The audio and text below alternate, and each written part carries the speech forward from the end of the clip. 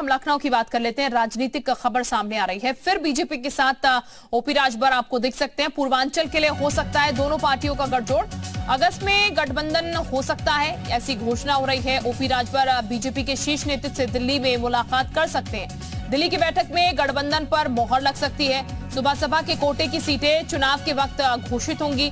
घोषणा से पहले अपनी सीटें पक्का करना चाहते हैं राजभर। ओपी राजभर ने 2 सीटों पर दावेदारी पेश की है, सूत्र बता रहे हैं। कोसी सीट पर राजभर ने दावेदारी की है। गाजीपुर, भदोही, चंदौली में से किसी एक सीट पर दावेदारी, ये सूत्रों से बड़ी जानकारी सामने आ रही है। नीतीश इस वक्त हमारे साथ ज्यादा जानकारी के साथ जुड़ चुके हैं। नीतीश, जो अटकलें लगातार लग रही हैं, उन पर जल्द मोहर भी लग जाएगी, ऐसी जानकारी सामने आ रही है।